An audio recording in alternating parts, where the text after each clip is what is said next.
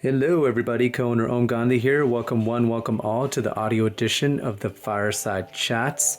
For more stories like this, go to our website at runtrymag.com. That's runtrymag.com. You can also find us on Instagram at runtrymag, and you can also find us on Facebook at runtrybike. And now, on to the show. One, two, three, four.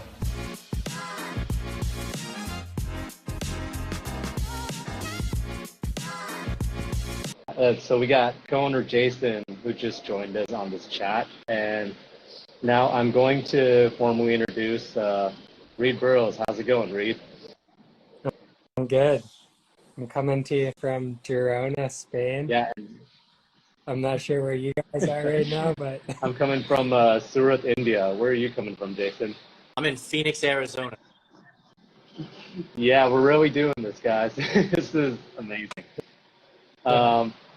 It's gonna be a memory when we look back at it, but give a huge shout out to Reid for doing this at like 5 in the morning, and Jason for doing this at like like 9:30, 10 at night. Definitely past my bedtime. it's past my I'm not a morning person, but I couldn't turn down the opportunity. Yeah. So Yeah, there's a whole here. story of that we can dive into too, about like trying to schedule with all of our schedules and all that. But since we're all here, I wanted to jump right into it, and I wanted to give the audience kind of a quick elevator pitch of who Reid Burrows is. I'm definitely a trail runner.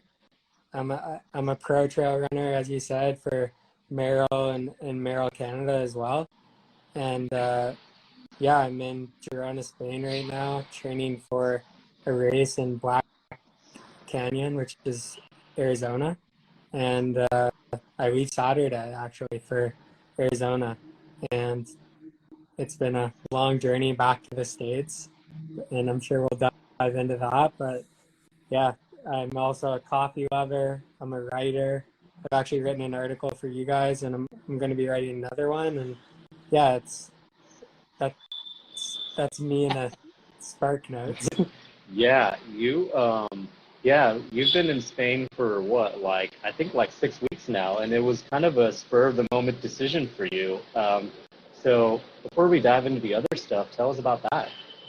Yeah, so my parents and brother were coming here for a cycling vacation for Christmas, and I was just waiting on hoping I was going to get all of my paperwork signed with Merrill and get my visa in time to be able to go into the US. And it just started getting really cold in New Brunswick where I was living. So 10 days before I left for Europe for the very first time, I booked a 8-week trip. So I've actually been here. This is week 8. It's been 7 straight weeks of training, and I've averaged about like 23 kilometers a day. Which is I think 14 miles. And yeah, it's just been all I do is train and recover, and I've made the decision to just be able to focus solely on running for a good period of time. And I don't do well with the winter, and I think the article I did already write for you guys kind of alludes to that. It's sunny here most of the time. Yesterday is the first time it's rained since I got here, and it's just been consistent sun, which really helps my mood, and why I'm also trying to move to Arizona, just because sun and being in blue skies and running without rain just makes my days go better. So, Reid, you like with 10 days, you were planning on just heading over to Spain, and what you've written for us discusses mental health, and you're clearly not someone who avoids stress leading up to that moment. And how did you react to the stress, and how do you cope with stress, especially with something like that? Yeah, I mean, my life has been pretty stressful and hectic since June 1st. maybe May 30th, when I tried to cross into the US.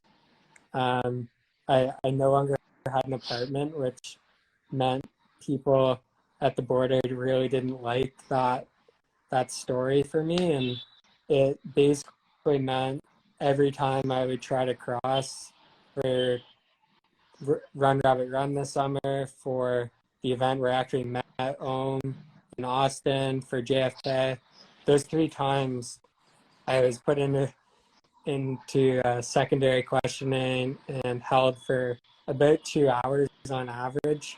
And I basically was constantly dealing with not knowing if I was going to actually get admitted into the US.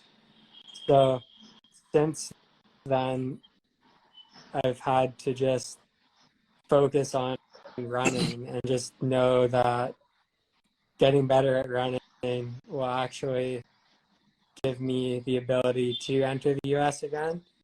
So to deal with the stress, it was going back and looking at the bigger picture. What can I control?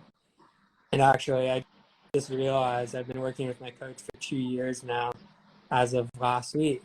And I really took a moment yesterday to think about how far I've come in 2 years, but also just how far I've come since I quit my job last February, just in this last year. And I know that I can control becoming the best version of myself that I can be. And that's how I alleviate stress. I had to prove to the government, like the US government, that I'm good enough to deserve one of these very few visas that they reward. So I just focused on, I'm going to get the results. I'm going to position myself as a professional to brands like Merrell, who have supported me, but also just to the world. Like, it's hard for me to fully say I'm a professional runner, but just embodying that to the fullest extent has just helped with the stress as much as possible.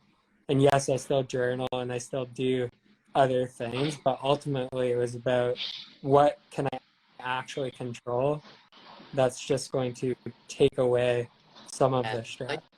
I commented on the post when you thanked yourself on Instagram. I saw that day. I needed to see that myself, because I was like, running your own business, having partners, like there can be imposter syndrome that falls in there, and you start thinking to yourself, I'm not doing enough. And so post where you think, you know what, we've done good, we're in a good spot. And so when you say the things that you can control is posting publicly, right? Journaling, one thing at home at private, but post publicly like something like that, does that relieve some of the stress that you have? To say, yeah, I can control this, and so I'm going to put it out publicly. It's not so much a stress relief for me. It's also, I don't ever want to just be the guy who can run fast. I think I had that problem when I was growing up doing triathlons. Every time I'd approach a sponsor or meet someone new, they'd kind of ask who I was. I'd be like, hey, I'm Reid. I'm a bit of a prick that wants to make the Olympics. Like, I was extremely driven. Like, I've always had passion and just, I've always had a good work ethic, but I don't think I was very relatable. I more or less had the life, right? Like, I had government funding. I really didn't have to do much outside of triathlon in terms of like hustling to try and make money by like coaching on the side or writing or doing other things. I was approaching sponsors, and also having because it's an Olympic sport, I had funding coming in as well, and I really wasn't stressed about life. Like, it was just, I was training and putting my head down and training about 30 hours a week. Like, it was hard training, but that's all I had to do. Yeah, I mean, that's incredible. I mean, the transition that you made from like that would sounds like a totally different lifestyle that you live to like what you're doing now. I mean, I'd actually like to dive into that progression. Like, you started with triathlon. How did that eventually lead to running and trail running and eventually ultra running? We're just gonna dive right into the Yeah. mental health. So basically, I got like training 30 hours a week. Who is Reid outside of this person that can't even walk to a coffee shop because he's so wrecked from how much training he's doing? And that was basically my entire, from about 14, 15 all the way to 23, I want to say. I was that was my entire life. So when I finally was just not having fun with the 5 a.m. swims, and or not 5 a.m. wake up, 6 o'clock swims, but just those cold mornings where you have to scrape off your car in the morning to go to the pool. It wasn't fun anymore for me. And I just woke up one day and I knew it wasn't, I didn't quit that day, but in my head I quit. And I just wasn't really sure what to do with my life. And I had a part-time job at the time, and I think I started doing more shifts at that, and it wasn't like a great job. It was warehousing, and I eventually started exploring the trails right by my house. And the stress and uncertainty of who I was without triathlon just started to get away. Like I could make that go away. I wasn't stressed about money, and I wasn't stressed about life when I was on the trails. And it was like, whoa, this is kind of cool. And then one day I decided to run a marathon, and it made me feel even better. And then I signed up for a 100-miler because it scared me. And another thing that not too many people know, I didn't do that 100-miler. That was in 2018, and I didn't feel inspired by it or ready for it when the time came for the race, and I just didn't even show up. I just didn't feel ready. Didn't email the race director and ask for money back or anything. I was just like, whatever. Here's a donation to the trails. I will do this one day, but I'm not ready yet. And in 2019, I got into racing, which is really not that long ago in the grand scheme of things, with 2 kind of COVID interrupted years.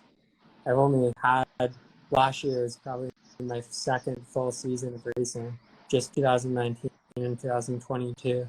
So I'm still pretty new to the sport, but yeah, mental health basically like took me to the sport. And also I lost a lot of who I was, and trails helped me start to figure out who I was outside of triathlon. And if I'm being completely honest, I still don't fully know who I am. I'm figuring that out every day. And Designed for running adventures on a variety of surfaces, the Catula Exo Spikes footwear traction are at home on ice and snow as well as on dry, rocky ground. 12 ultra-durable tungsten carbide spikes provide an impressive amount of grip when you need it and stand up to rocks and other abrasive trail features when you don't. Exo Spikes will inspire you to follow the trail less traveled, even when it's covered in ice. For more information, visit catula.com. One of the things that you just said that clicked for me now with trail running and ultra running is you realize how small you are in the world when you're looking up at a mountain, and and then you're tree line later on, and you look down and you still realize how small you are because of how vast the view is at that moment.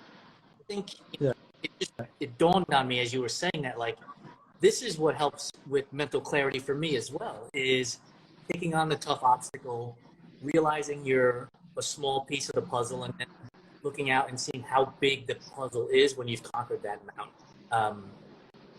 And so I don't have a question. I just thank you for making that statement, because it really just broadened my thought process about that concept and what you can see from the world when you're on the trails that I don't think you can see during triathlon, right? There are not very many triathlons that you climb up, to the top of a mountain on your tri bike. Not that I know of anyway. Maybe somewhere in Europe there might be one, but not here in the States. All that aside, what did you think about when you decided not to start the race? Because a lot of people get hung up on the idea of, I did pay for it, I did tell my friends I was going to do it. Was it like a freeing thing to be like, this is just not for me, so I'm not going to do it? And backslash not doing it, that you felt like, oh, maybe I should have done it? I think 100 miles is a long way to run, and I think the people that knew that I had signed up for it fully respected the fact that I didn't want to do it. Or sorry, not that I didn't want to do it. I didn't feel ready to do it. And I think anything over 50K, if you don't feel as though you're ready to do it, it's probably not worth doing yet. I think it's okay to just walk away and just know, like, if I really think about how many times I haven't paid to like go into a conservation area or something because I know a back way in or something like that. It's a few $100s at the end of the day that I think a lot of these race directors aren't making a huge amount of money, and it's okay to just be like, okay, they'll get my few $100s. And the race I signed up for was in Ontario, which is where I used to live. And the race I actually did as my first 100-miler was in the mountains because the mountains inspired me. I actually have, like, I know most people that would even scroll through my Instagram for a second would see how many tattoos I have. I have mountain tattoos.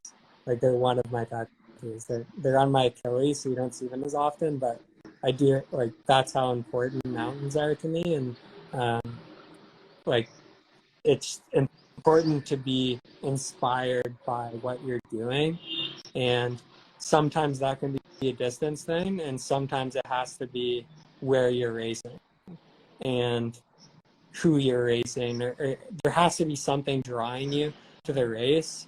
And I think if you aren't inspired by a race, it's going to be really hard to properly train for it. So that'd be my only advice. It's like, move up in distance in a way that is sustainable and how you're ready. I actually bounced back after the 100-miler because I was having a lot of stomach problems at that distance. And I took until last year off of racing 100-milers. And then I went back to Run Rabbit Run last year, and it was arguably my best race of my season last year. But it took me, whatever that is, 3 years of racing to actually get experience racing that distance again. It's not an easy distance, and you have to really respect it. And the one thing that I've learned is that now that I'm racing the distance and not just going to get the belt buckle, it has become a completely different animal. It's just as intimidating for me as it is for the person that just wants the belt buckle. Like, it's terrifying because you're on the rivet for 18, 20 hours or whatever. Like, you're pushing yourself for a very long time, and you have to just respect that is going to take a lot of time and maturity and wisdom in the sport. And it's okay to maybe take a step back. So when you're getting ready to race 100, because now you're talking about racing, and so that you're not just racing your training, you're not just racing the course, you're also racing competition, right? As a pro ultra runner. So I'm sure they're 1A, B, and C, but if I can put you on the spot for a moment, when you're ranking those things in terms of what's more intimidating, course, yourself, or your competition, when you get ready to race at that distance, where do they fall in place? I would say most intimidating is it probably flip-flops between myself and who I'm racing.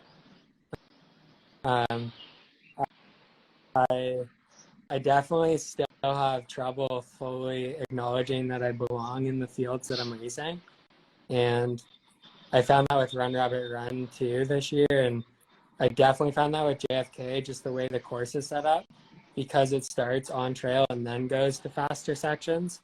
Both years that I've raced it, I'm very, very close to the front for the first part, and it's terrifying for me because I don't quite feel like I'm ready for that. Like, I envision myself where I want to be in the next 10 years. I already see it. It's what gets me out of bed most mornings. Like, I know where I want to be. I know what it's going to take to get there. And it's very process oriented. It's literally just about, like, I know I have to run about this far today. I know I have to be disciplined in the fact that it's an easy run if it's an easy run, or if it's a hard run, I have to know how hard I'm supposed to push and what's actually going to make me not maybe the best runner for Black Canyon, for example, but the best runner for these 3 to 5 year goals that I have in the back of my head that I won't share publicly, but they're pretty big. They're huge goals. But like I just see that, and sometimes I can get caught up in who I'm racing. Like this next race, if you just scroll through the first page of Ultra Sign Up, or like on the fantasy like free trail, man, I gotta stand on the line with these guys. Like Tom Evans, who is third at UTMB, is racing Black Canyon, right? Like there's just one name, and then all the people that you've heard of in the States are basically showing up here.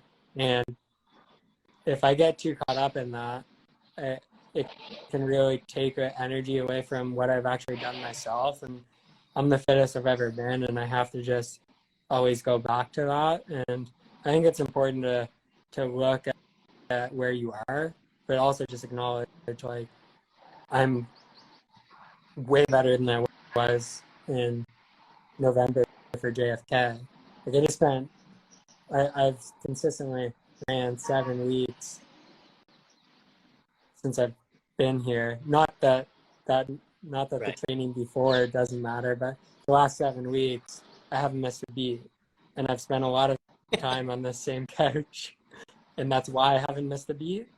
Like I'm napping most days. Like I'm really taking care of the things that I need to take care of, and I think the other biggest takeaway that I've gotten from this trip is if I can figure out how to make it happen, I might actually just do training camps for the next 5 years of my life and not have a lease anywhere, because the fitness that you can get by not caring about if the floor is a little dirty or stuff like that, just it really starts adding up.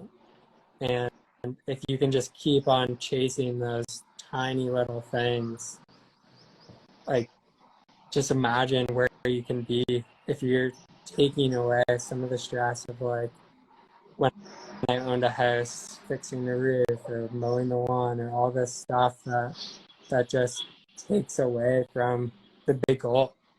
And I understand that not everyone is as all in as I am, but I think you can take away from some of the stuff that I'm doing and go, oh hey, I could actually just like stop scrolling through my phone on TikTok or Reels or something at midnight when I know I have to get up and run at 6 a.m.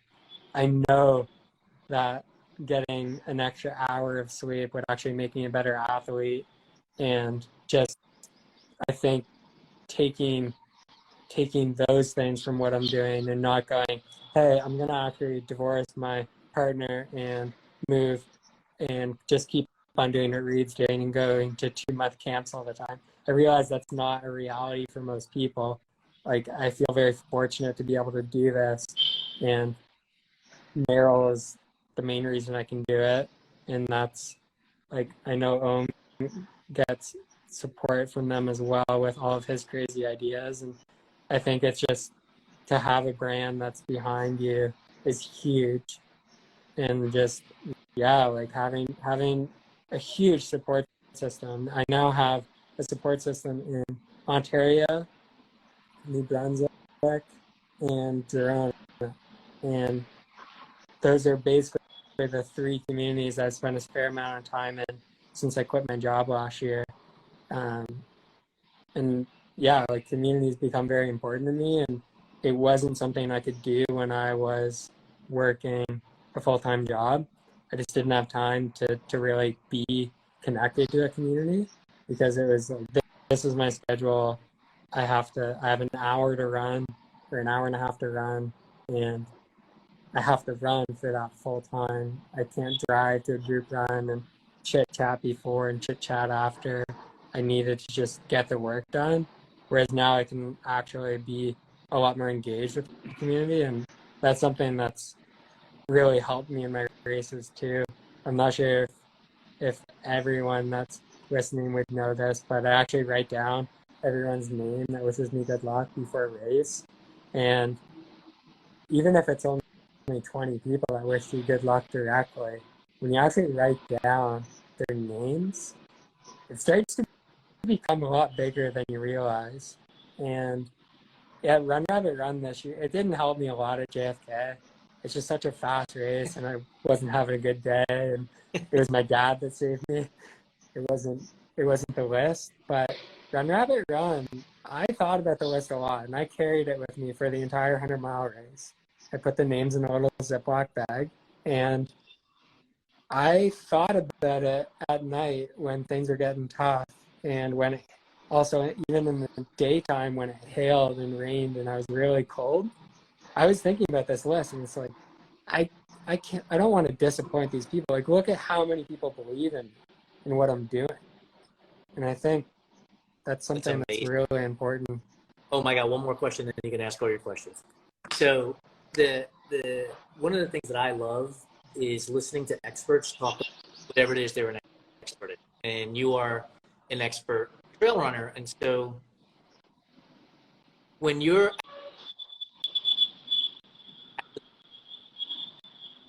of what you're going to do the race in, finish, so you have an idea of pacing and all of that stuff. What goes through your mind if the field goes out faster than you expect? And what goes through your mind if the field actually goes out slower than you expect? So one thing that I've realized actually in the last year and a half is that you have to just stick to your plan.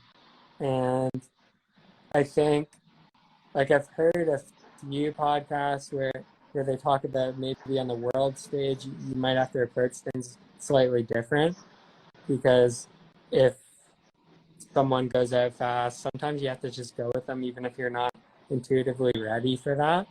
Like, even if in your gut you know it's a bit too fast, sometimes you have to. But I think for me, what I've learned is, like, I can get almost a step ahead of, like, maybe I almost have the opposite of imposter syndrome. Like, maybe I'm a bit too, like, arrogant and naive with how I race still, and I go out a bit too hard, and then I'm fading. And I think the thing that makes Run Rabbit Run such a success for me last year is I just stuck to the plan, and it was so far from the perfect day. And I think a lot of people think when you come top 10 at a huge race, you had the perfect day. And man, I was throwing up still, and like the altitude got to me like probably 12 hours into the race. And the only reason I didn't drop out is actually fully because of my coach. He made me run an 8-hour training run as part of my training this time around, because I just didn't have a prep race that lined up well. And in that 8-hour run, I had ran like 70 some K. I think it's 72 K. And that was exactly how much I had left when things started getting tough. And I was like, I've done this in training. I can't drop out. Like, why would I even consider dropping out? I've already completed this distance just on a training run in the middle of like a 200-kilometer week. Of course I can do this.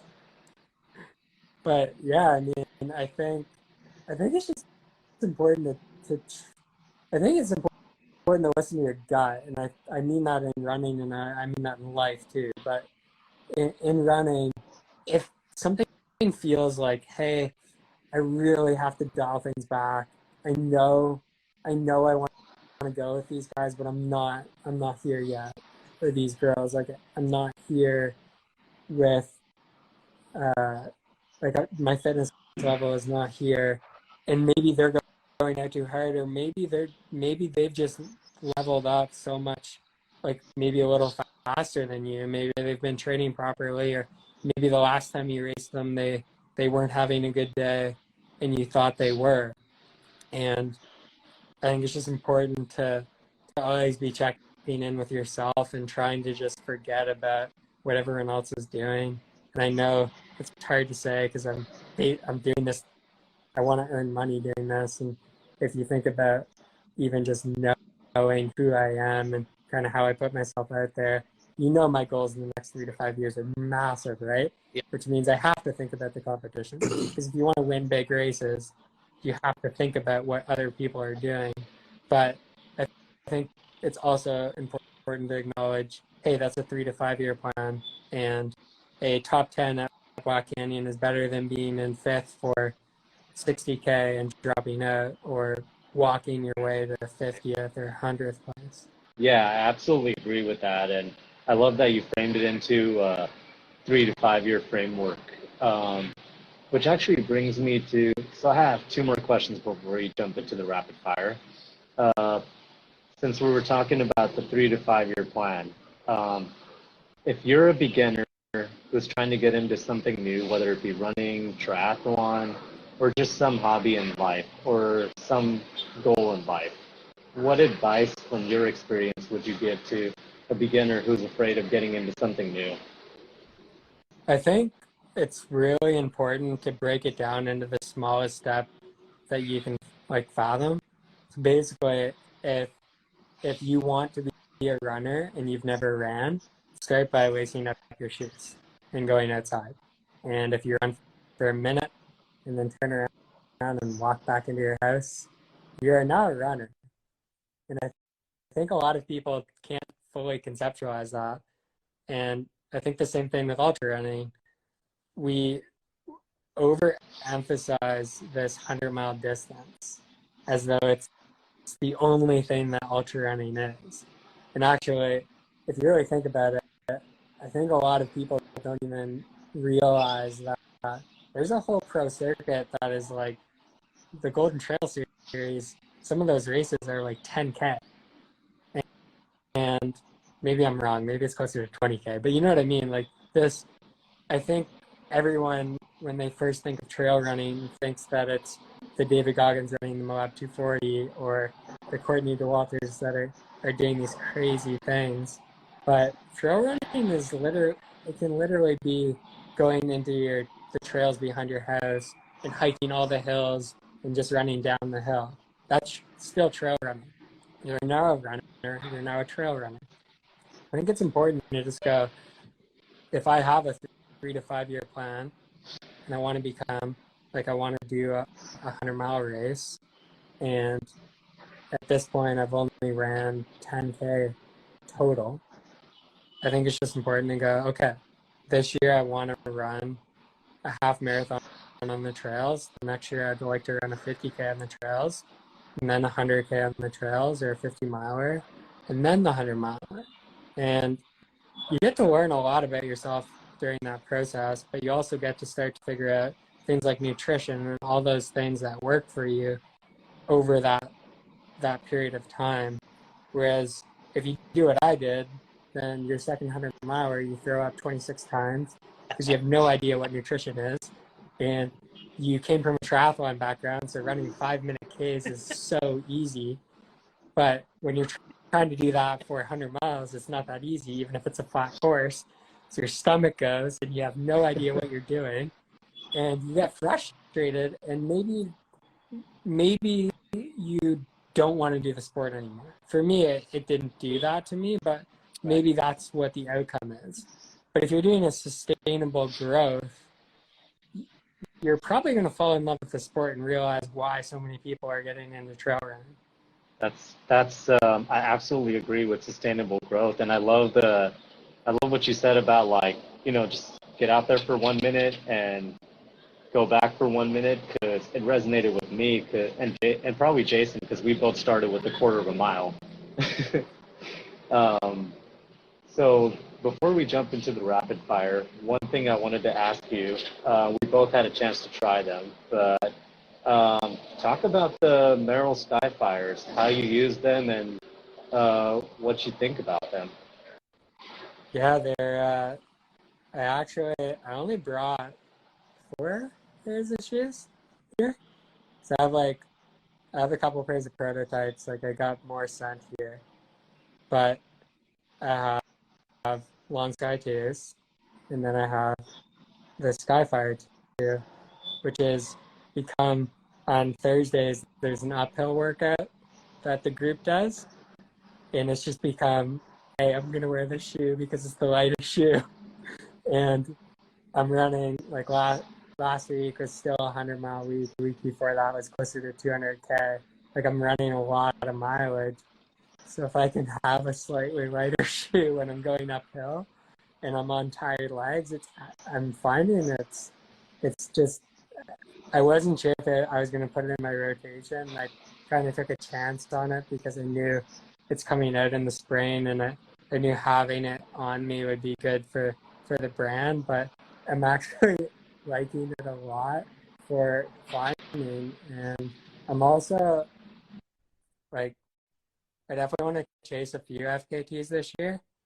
I haven't really shared this with anyone, but I'm thinking about maybe on my drive back down south, trying to see if I can grab a couple on the drive down, and I'll definitely be rocking the Skyfire 2s while I'm chasing those. Yeah, that's super awesome, and I'm glad to hear that you're thinking the same thing I am, in the sense that when you do the uphill workouts, they are like, Merrell shoes are already light and on your feet more than any other shoe I've worn, and the Skyfire just being lighter and also having that durability is just utterly ridiculous. That's all I can say.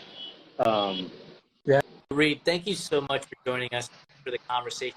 And honestly, thank you for all that you do with regards to publicly discussing mental health.